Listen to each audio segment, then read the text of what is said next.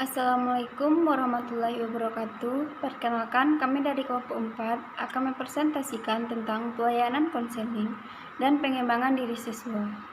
Sebelum itu, perkenalkan saya Sudanisa Fitri sebagai moderator dan pemateri keempat, Winnie Wirawan sebagai pemateri pertama, Mia Putriani sebagai pemateri kedua, dan Cynthia Wahyuni sebagai pemateri ketiga. Materi kami terbagi atas 4 bagian, yaitu yang pertama, program pelayanan bimbingan konseling di sekolah. Yang kedua, bimbingan pengembangan pelayanan bimbingan dan konseling. Yang ketiga, jenis layanan bimbingan dan konseling. Dan yang keempat, kegiatan pendukung bimbingan dan konseling. Baiklah, untuk pemateri pertama dipersilakan kepada Winnie Wirawan. Pada Winnie Wirawan dipersilakan. Saya akan menjelaskan materi mengenai program pelayanan bimbingan konseling di sekolah. Yang pertama, makna dan tujuan dari program pelayanan bimbingan konseling ini. Program bimbingan konseling merupakan rangkaian kegiatan yang terencana, terorganisasi, terkoordinasi selama periode tertentu, menurut Winkle pada tahun 1881. Selanjutnya, Prayitno pada tahun 2000 berpendapat program ini memuat unsur-unsur yang terdapat dalam berbagai ketentuan tentang pelaksanaan bimbingan konseling dan berorientasi pada pencapaian tujuan pelayanan bimbingan konseling di sekolah. Prayitno dan kawan-kawan pada tahun 1997 menginginkan bahwa program kegiatan bimbingan konseling perlu disusun dalam bentuk satuan-satuan kegiatan yang nantinya akan merupakan wujud nyata pelaksanaan bimbingan konseling terhadap siswa asuh. Selanjutnya, tujuan dari program bimbingan konseling ini. Yang pertama, agar kegiatan bimbingan konseling di sekolah terlaksana dengan lancar, efektif, efisien. Tujuan keduanya, hasil pelaksanaan kegiatan dapat dinilai. Sedangkan tujuan yang ketiga yaitu akutabilitas bimbingan konseling dapat ditegakkan. Selanjutnya kita lihat jenis-jenis dan komponen atau unsur-unsur program untuk masing-masing jenis. Yang pertama, jenis program. Jenis program ini terdiri dari yang pertama, program tahunan. Program tahunan ini merupakan program pelayanan bimbingan konseling yang meliputi seluruh kegiatan selama 1 tahun untuk masing-masing sekolah atau madrasah. Selanjutnya, program semester.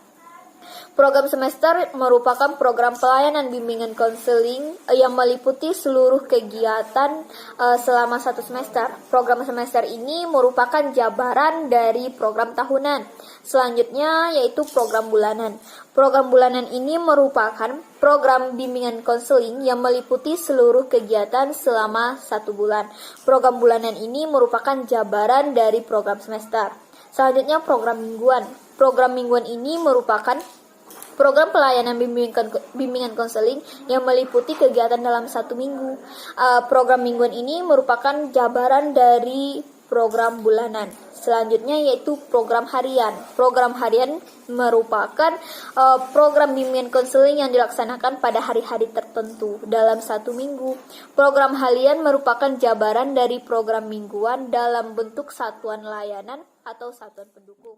Baiklah, selanjutnya kita masuk ke unsur-unsur yang harus termuat dalam program tadi. Yang pertama, program tahunan. Unsur-unsur yang harus ada di program tahun ini diantaranya nama sekolah, kelas, tahun ajaran, nama konselor atau guru pembimbing, kegiatan, bidang pengembangan, dan materi bidang pengembangan. Selanjutnya, unsur-unsur dari program semester. Unsur-unsur dari program semester ini diantaranya nama sekolah, kelas, tahun ajaran, nama konselor atau guru pembimbing, kegiatan, bidang pengembangan, materi bidang pengembangan, dan semester. Selanjutnya, unsur-unsur yang harus ada dalam program bulanan meliputi nama sekolah, kelas, tahun ajaran, nama konselor atau guru pembimbing, kegiatan, bidang pengembangan, materi bidang pengembangan, semester, bulan. Selanjutnya, pada program mingguan, unsur-unsur yang harus ada itu meliputi nama sekolah, kelas, bulan, minggu, tahun ajaran, nama konselor atau guru pembimbing, kegiatan, bidang pengembangan, dan materi bidang pengembangan. Selanjutnya pada program harian. Pada program harian ini unsur-unsurnya meliputi nama sekolah, kelas, bulan, mingguan, tahun ajaran, nama konselor atau nama guru pembimbing, tanggal atau waktu, jam pembimbingan. Selanjutnya sasaran kegiatan, kegiatan layanan atau pendukung, materi kegiatan, alat bantu, tempat pelaksana, dan keterangan. Selanjutnya kita masuk ke penyusunan program. Program pelayanan bimbingan konseling ini disusun berdasarkan kebutuhan peserta didik yang diperoleh melalui aplikasi instrumen atau pengumpulan data dengan menggunakan instrumen. Substansi program pelayanan bimbingan konseling meliputi keempat bidang pengembangan, 9 jenis layanan, dan 6 kegiatan pendukung. Format kegiatan, sasaran pelayanan, dan volume atau beban tugas konselor. Selanjutnya itu adalah pelaksanaan dari program bimbingan konseling ini.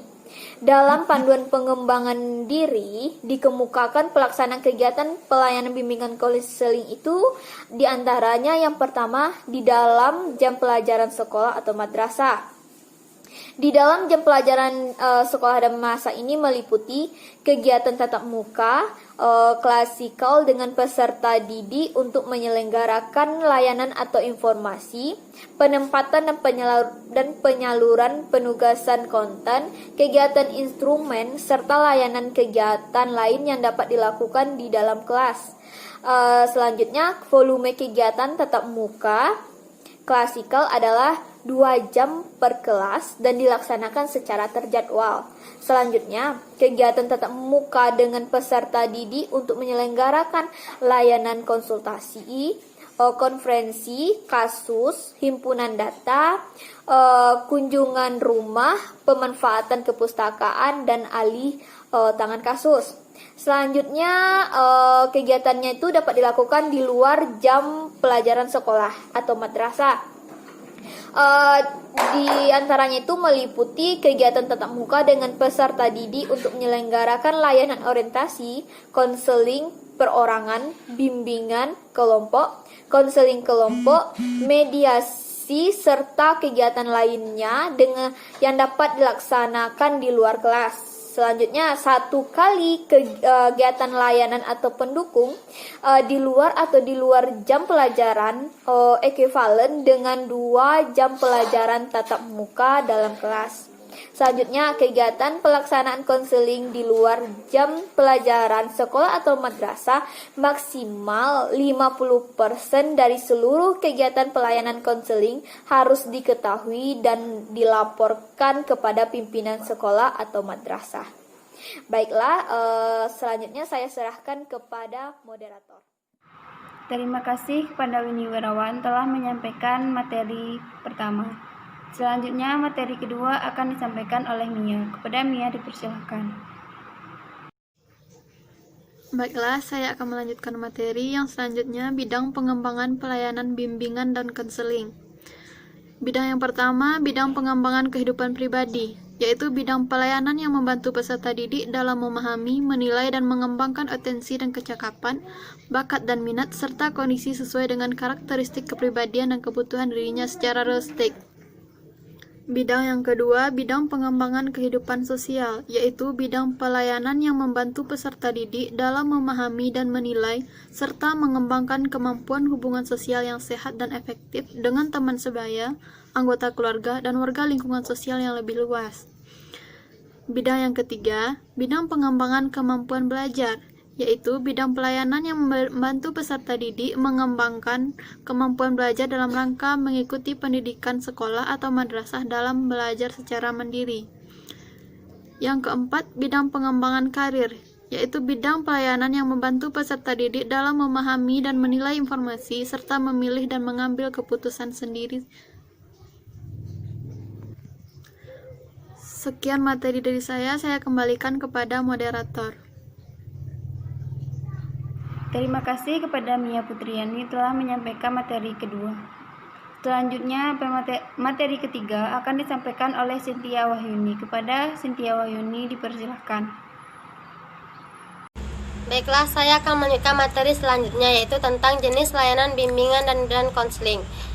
Ada 9 jenis layanan bimbingan konseling, yaitu 1.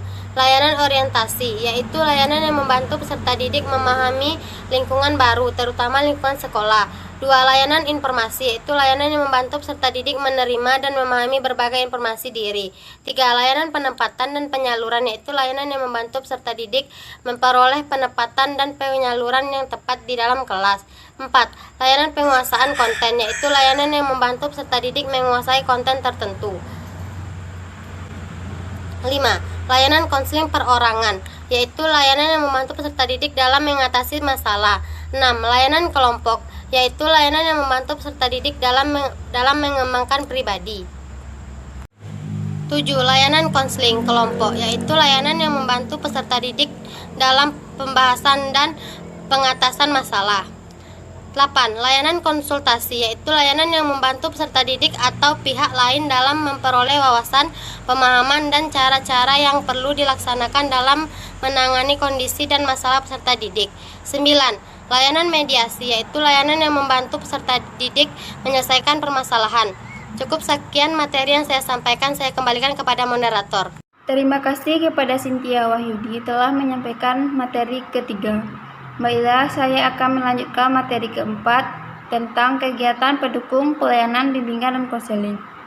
Kegiatan pendukung ini terbagi atas 3.